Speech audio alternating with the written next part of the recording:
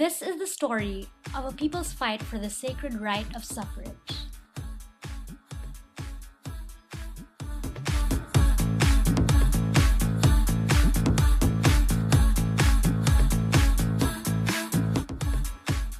During the Spanish regime in the Philippines, such a right did not exist.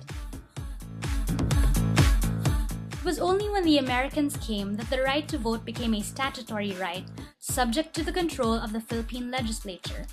They granted enfranchisement to a portion of the population, particularly the male ilustrados, for it was their belief that suffrage is a privilege granted by the state to such persons or classes as are most likely to exercise it for the public good.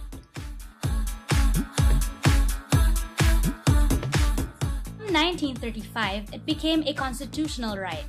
This time, Congress could no longer grant nor withhold the right at will. For the first time, the right of suffrage was extended to literate women. As part of the scheme to broaden the electoral mass base, the 1973 Constitution lowered the voting age to 18, removed the literacy requirement, and made it an obligation for every citizen qualified to vote to register and vote, to the point that a presidential decree making failure to register and vote without justifiable reason a punishable offense.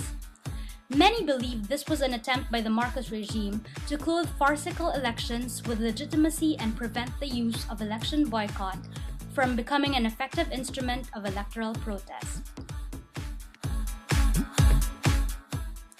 But it was precisely the recognition of electoral boycott as a legitimate form of protest that prompted the 1986 Constitutional Commission to do away with the constitutional obligation to vote. Our fundamental law now reads, "Suffrage may be exercised by all citizens of the Philippines, not otherwise disqualified by law." Suffrage as a right and duty was given to those who possessed the following qualifications: Philippine citizenship, age of 18 years or over, residence in the Philippines for at least 1 year preceding the election, residence in the place where they propose to vote for at least 6 months preceding the election, and freedom from any disqualification prescribed by law. The 1987 Constitution has retained all these and has added a provision for absentee voting.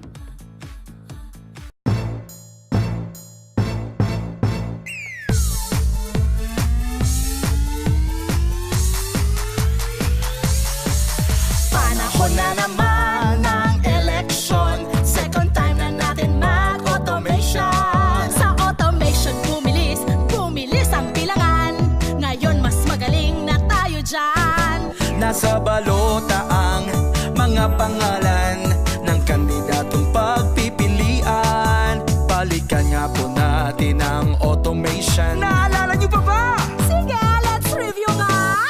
May bilog na hugis itlog. May bilog na hugis itlog. Ang kailangan sa bilog ay simpleng-simple lang. Itiman, I-shade, loob ng bilog. hanapin ang bilog sa tapat ng pangalan ng kandidatong napupusuan.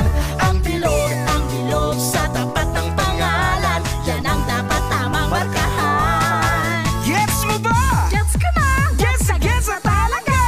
Computer ang magbabasa ng ating mga balota.